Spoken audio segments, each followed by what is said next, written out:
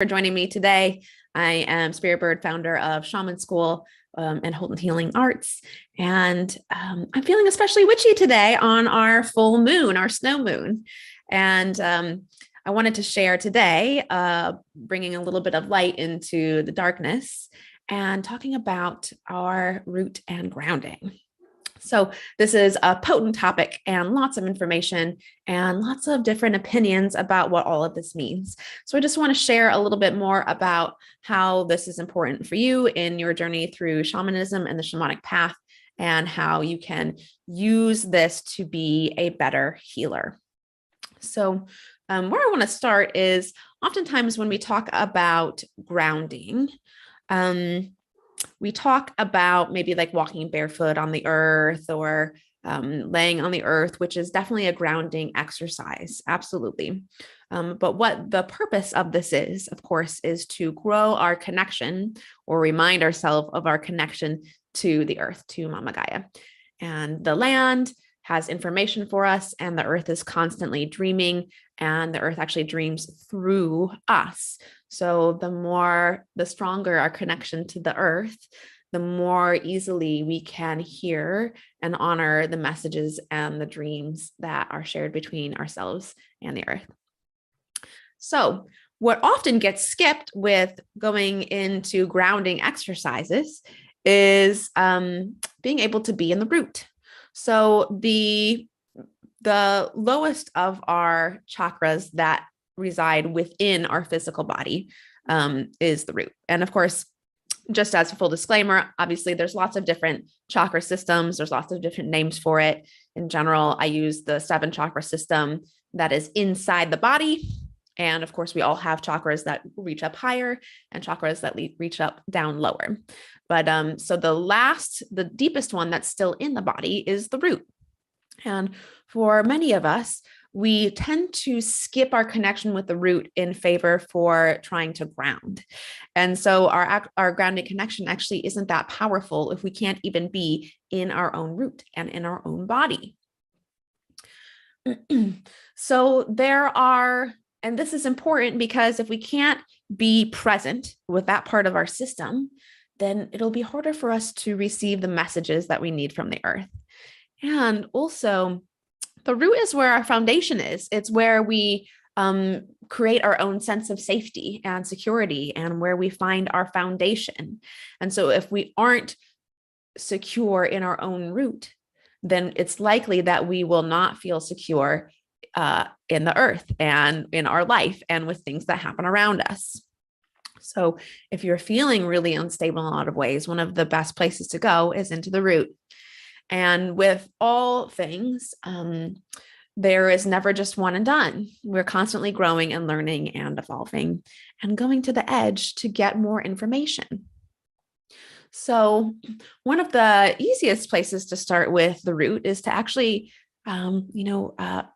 take your presence and call your presence down to your hips. So actually just focusing as much awareness as you can on the lower part of your body, on the lower part of your hips, and notice what that's like for you there. Another step is to actively go into that chakra and see what's there and start working through that, working through if there's cobwebs, working through if there's something scary, looking at if it's blown wide open or all the way shut, or maybe we can't even find it, and working that edge and making changes there so that it is open and balanced. We might also actually work to create a safe space for ourselves there.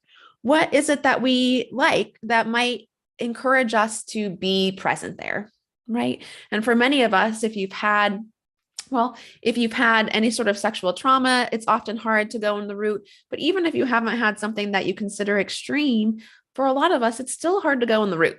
We still have a lot of shame and discomfort being in our bodies all the way down that deep.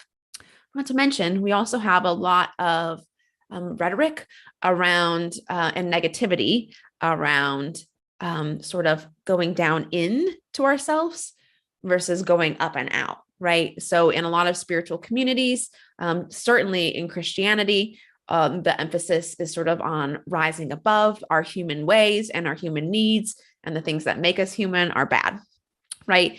And of course, we've been talking about the ego a lot.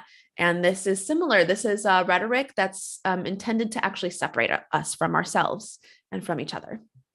Right.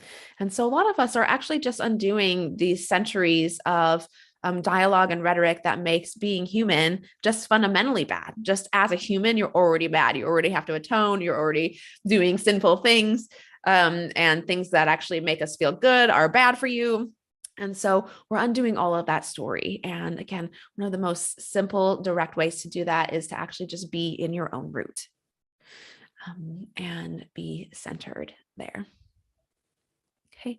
And as you develop more and more, you might be going in and working at more stories and more layers. So, when I started this journey consciously, I began by just doing a study of the root and what it feels like. And then, and that allowed me to notice what I could pick up on about the root rather than what, the formulas say, or what the books that say the root chakra is red and it means this, and these are the stones and these are the foods, right? You really want to actually have your own personal exploration of what the root means to you. This will also make you a better practitioner because you're going to be bringing unique medicine forward. You're going to be bringing your experience forward into your sessions. And that's how you're a really powerful healer. And so if your experience is just based on what somebody else said and reiterating that, then we're not actually bringing forward a lot of medicine. So I began with starting my own direct experience and interaction with the root. And then from there, worked to clear it out and balance it. And then I've been slowly going in and repairing old stories, repairing old traumas, and spending time breathing into the lower part of my body. So it is an ongoing process, and continues to grow and make us more powerful the more we can be here in our bodies. And in the process, what we're undoing is the centuries of story and rhetoric that says being human is bad, and doing things that you like is bad, and being sexual is bad, and all of these other things that come along with the old story. And our new story is actually when we are whole, when we can allow all of who we are to be okay, when we can integrate all of the parts of ourselves into ourselves as a whole, then we are more evolved, we're more conscious, we make better decisions, we have better communities, and then we can further evolution and help heal the world, right? Like we can go all the way up with that. But it doesn't start if we have a belief that we are bad, and we can't get past that if we're afraid to be in our bodies and go into our root. And so just wanted to share some of those tips and some of those simple practices to get you started, or maybe help move you along if you've been avoiding it there. And yeah, and also just share the reminder that it's never done. We don't just do one thing and then you're like, oh yeah, I healed my root, and then it's over. This is a constant ongoing process, and it gets easier as we go, usually. And oftentimes it doesn't actually have to take that much time, just a little bit of awareness and a little bit of practice. So thank you for joining me today. And of course, if you want to learn more powerful ways to embody your gifts and embody your craft and learn to heal yourself so you can be a better healer for others, then I am inviting you to apply for Shaman School. I've actually got a special going on right now. It's actually including a few different bonuses, but one of them is being able to participate in the marketing program that follows along with client support. And also you get a couple of bonuses with working with the auric field and working with past lives.